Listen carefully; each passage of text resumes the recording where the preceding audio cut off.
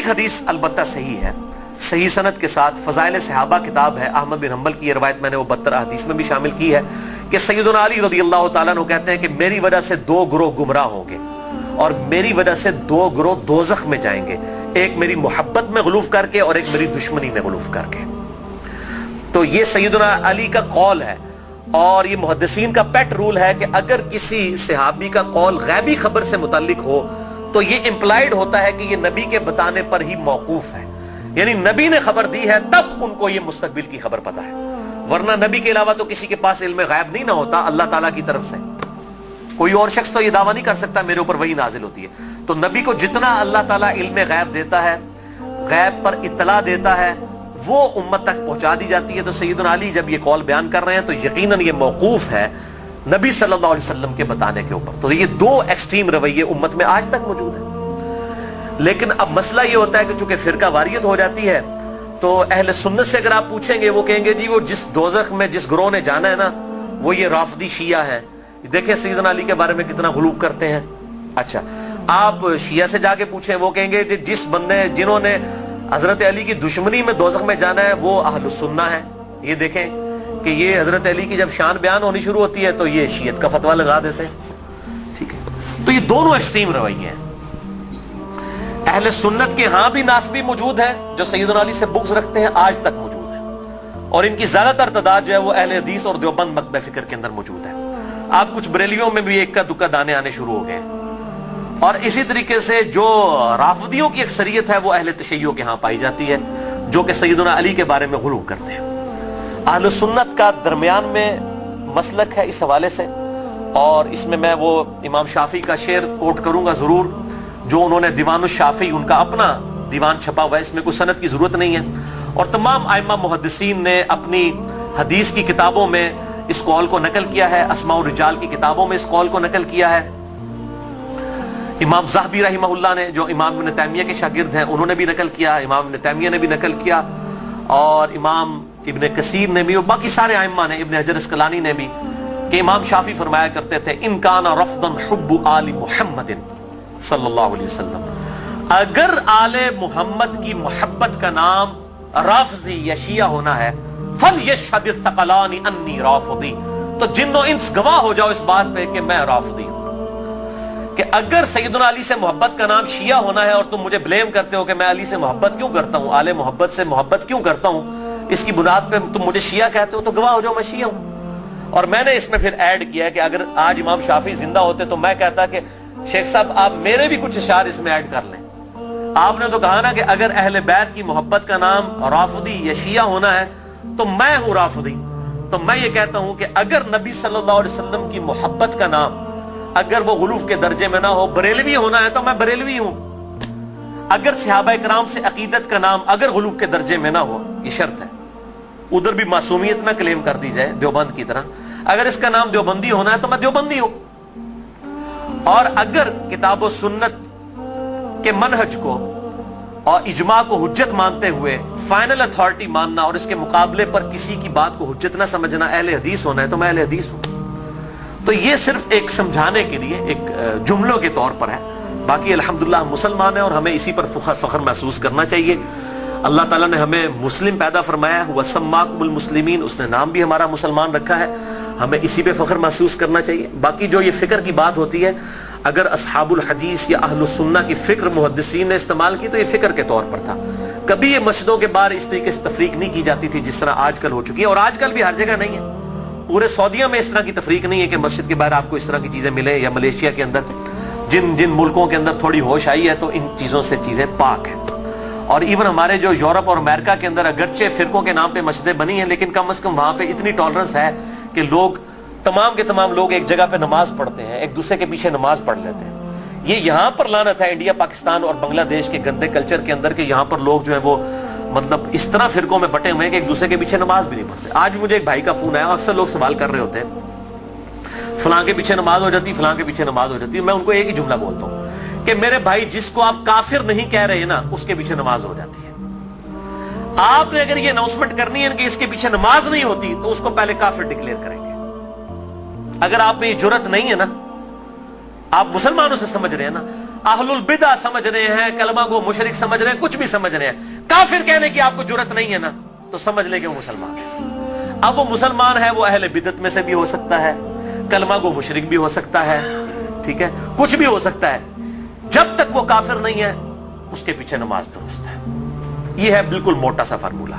और अगर आप समझते हैं कि इस तरीके से लोगों को इस्लाम से बाहर निकालना है, तो मेरे भाई फिर ठीक है, आप सऊदीया वालों को भी एप्लीकेशन दें कि अहले हदीस एप्लीकेशन दे दें कि जी बरेलवी मुशरिक हैं, देवबंदी भी चूंकि तकलीद करते हैं वो भी मुशरिक हैं, शिया भी मुशरिक हैं, लिहाजा जो है चूंकि हरम के अंदर जो है वो मुशरिकीन का दाखिला ममनू है, लिहाजा सवाए अहले हदीस के किसी को हज करने की इजाजत ना दी जाए। एप्लीकेशन दें, और अगर वो आपकी एप्लीकेशन कबूल ना करें तो फिर आप वही फतवा लगाएं कि अगर वो नहीं कबूल कर रहे तो वो भी मुशरिक, जो हरम में आने दे रहा है मुशरिक को वो भी मुशरिक, और इमाम काबा जो उनकी लीडरशिप कर रहा है और इसके खिलाफ बोल नहीं रहा वो भी मुशरिक। फिर तो भाई मेरे फार्मूले आप लगाने शुरू कर दें।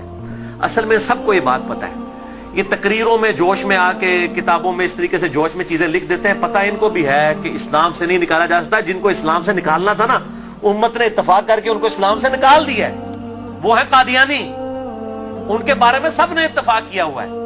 अगर कोई कादियानियों के अलावा किसी मुसलमान के फिरके को जो इंडिया पाकिस्तान बांग्लादेश में पाया जाता है काफिर समझता है, तो भाई एप्लीकेशन पुट करे, आप देखें जरा फिर के साथ होती क्या है। अहले हदीस के खिलाफ पुट करेंगे ना, वो सारों के बाबों का चट्टा बट्टा खोल देंगे।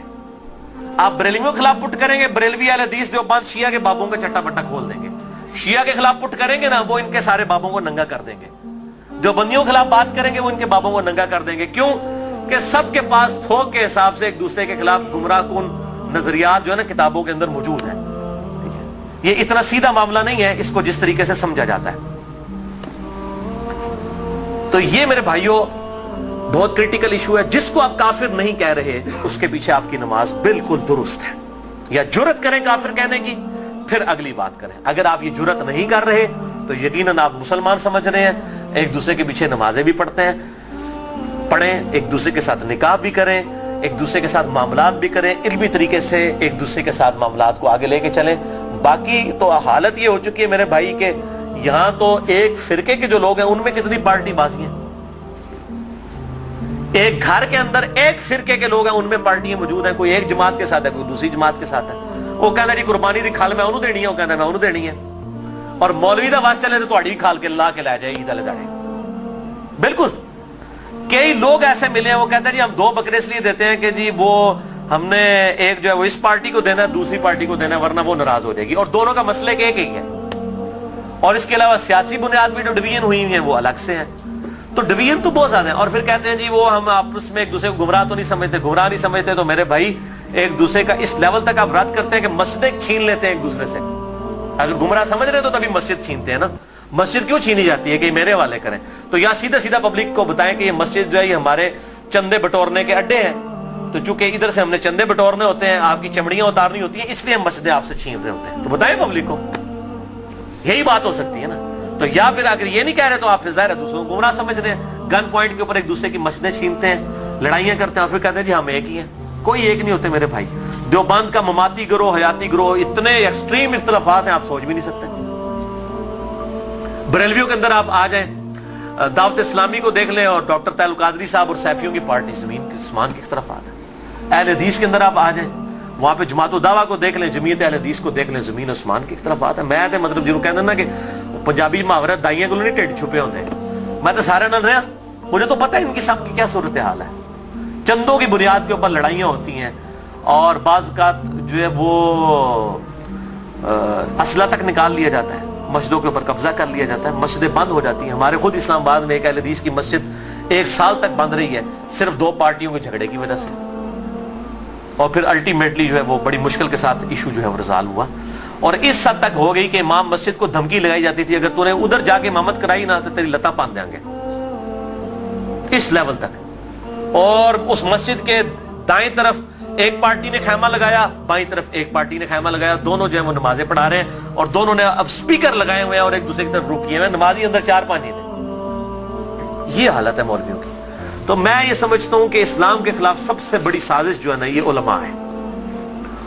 और ये बात मेरी बुरी ना मानिएगा, सूरह अल-अराफ के अंदर अल्लाह ताला ने आयत नंबर 175 ऑनवर्ड अगर आप पढ़ना शुरू करेंगे तो अल्लाह तबारक व तआला ने उलमाए सू की मिसाल जो है कुत्ते की सी दी है। अल्लाह ताला माता है, जो उलमा बलआम बिन बाऊरा एक बहुत बड़ा आलिम था यहूदी, उसकी मिसाल अल्लाह ताला ने दी है कि इसकी मिसाल कुत्ते की सी है कि इसको कोई चीज मिलती है तब भी ये जुबान हाँफता रहता है, ना मिले तब भी हाँफता रहता है, कि वो लालची है ना। यानी कुत्ते का काम ही है कि वो लालच में जुबान बाहर निकाल के रखे, चाहे पेट भरा हुआ हो या ना हो। उलमा की मिसाल अल्लाह ताला ने कुत्ते की दी है कुरान हकीम के अंदर। आप अंदाजा करें कितनी सख्त मिसाल है। हम भी यही बात करते हैं, पंजाबी जी का मुहावरा है, कुत्ती चोराना रली है, सुने हैं ना। यानी चोर से बचाने के लिए, घर की हिफाजत के लिए कुत्ता रखा जाता है। जब कुत्ता ही चोरों को बताना शुरू कर दे कि फलां कीमती माल फलां जगह पे इसको लूट लो, तो इसको पंजाबी में कहा जाता है कुत्ती चोराना रल गई है। यानी कुत्ता जो है वो उल्टा चोरों के साथ मिल गया है। हमारे उलमा की भी मिसाल यही है, वो उलमा जो अपनी पब्लिक को ये कह रहे हैं कुरान और सुन्नत डायरेक्ट ना पढ़ना, गुमराह हो जाओगे। तो ये इससे बड़ी क्या दुश्मनी है? हम गैर मुस्लिम को कैसे कुरान पेश करेंगे अगर हम अपने मुसलमान भाई को ये कह रहे हैं कुरान डायरेक्ट ना पढ़ना, गुमराह हो जाओगे। क्यों कह रहे होते हैं? क्योंकि उनको पता है कुरान में वो कुछ लिखा है जो हमारे कीदों, हमारे बाबों के कीदों के खिलाफ है। अगर ये बात करेंगे तो गुमराह ही होगा ना। तो ये जो पट्टी पढ़ा रहे हैं, मुझे पता है इससे बड़े इस्लाम के दुश्मन कौन है। अब आप इनकी पगड़ियों से, दाढ़ियों से, तस्बीहों से, इनकी शक्लों से धोखा ना खाएं। इस्लाम के बहुत बड़े दुश्मन हैं ये लोग। अल्लाह ताला इनके शर से महफूज फरमाए। तो बात कहां से कहां निकल गई। अल्लाह ताला फरमाता है हमने माँ बाप, इनको माँ और बेटे दोनों को जहान वालों के लिए बहुत बड़ी निशानी बनाया था। इन्न हादिही उम्मतुकुम उम्मतुम वाहिदा, ऐ नबियों के मानने वालों, ये सब की सब उम्मतें, तमाम नबियों के पैरोकार और अंबिया की तालीमात एक ही थी। व अना रब्बुकुम फअबुदून, और मैं तुम्हारा रब हूं, बस मेरी ही इबादत करो। यानी ईसा, मूसा, इब्राहिम, नूह अलैहिमुस्सलाम और मोहम्मद रसूलुल्लाह सल्लल्लाहु अलैहि वसल्लम, ये एक ही दरख्त की शाखें हैं, एक ही दरख्त के फल हैं। ये कोई डिफरेंट तालीमात नहीं है, बुनियादी अकायद सेम है।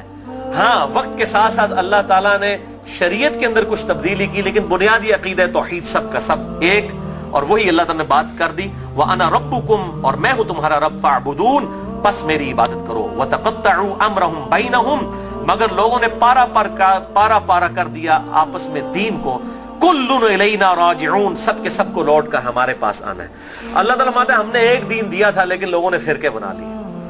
एक तो ये अंबिया के नाम पर ये तकसीमें हुई, और बाद में फिर नबियों के मानने वालों में भी बुजुर्गों के नाम पे तकसीमें हो गई। यानी आज ईसाई, यहूदी और मुस्लिम्स नबियों के नाम के ऊपर अपने आप को डिवाइड किया हुआ है ना, हालांकि तालीमात एक है। और हम क्यों अपने आप को बेहतर समझते हैं? हम किसी नबी का डिनाई नहीं करते। ला नुफर्रिकु बैना अहदिम मिन रुसुली, हम ईमान लाने में किसी नबी में फर्क नहीं करते। लेकिन यहूदियों को देखें, हजरत ईसा का इनकार करते हैं, मोहम्मद रसूलुल्लाह का इनकार करते हैं सल्लल्लाहु अलैहि वसल्लम। ईसाइयों को देखें, हजरत मूसा को भी मान रहे हैं, हजरत ईसा को भी मान रहे हैं, हमारे नबी का इनकार कर रहे हैं। तो उन्होंने अपनी पगडंडी अलग कर ली है। और हमें क्या तालीम दी गई कि हम ईसा अलैहिस्सलाम को भी वैसा ही पैगंबर मानते हैं जिस तरह के अपने महबूब सल्लल्लाहु अलैहि वसल्लम को मानते हैं। हमारे नजदीक नबी सल्लल्लाहु अलैहि वसल्लम का इनकार करने वाला भी वैसे ही काफिर है जिस तरह किसी एक पैगंबर का इनकार करने वाला काफिर है। सेम ये अल्लाह ताला ने। लेकिन फिर उम्मत के अंदर क्या हुआ? नबी सल्लल्लाहु अलैहि वसल्लम तो चले गए, और आप सल्लल्लाहु अलैहि वसल्लम के बाद वक्त जब गुजरता गया, लोगों ने अपने बुजुर्गों, बाबों के नाम के ऊपर फिरके खड़े करना शुरू कर दिए। उसमें बुजुर्गों का कसूर नहीं था। यानी इमाम मुनीफा, इमाम शाफी, इमाम अहमद बिन हंबल, इमाम मालिक रहमहुल्लाह अजमईन अलैहिमुस्सलाम रदियल्लाहु अन्हुम अजमईन, उनका कोई कसूर नहीं है। उन्होंने कहीं नहीं कहा कि हमारे नामों के ऊपर आप फिरके बनाए, अपने हमारे नामों के ऊपर चीजों को डिवाइड कर दें। उनकी कहीं ये तालीमात नहीं थी। उनकी तालीमात तो ये थी कि अल्लाह और उसके महबूब सल्लल्लाहु अलैहि वसल्लम को फॉलो किया जाए, अल्लाह और उसके महबूब सल्लल्लाहु अलैहि वसल्लम की तालीमात को लेकर चला जाए। उन्होंने कहीं नहीं कहा कि हमारे नामों के ऊपर आप फिरके बना लें।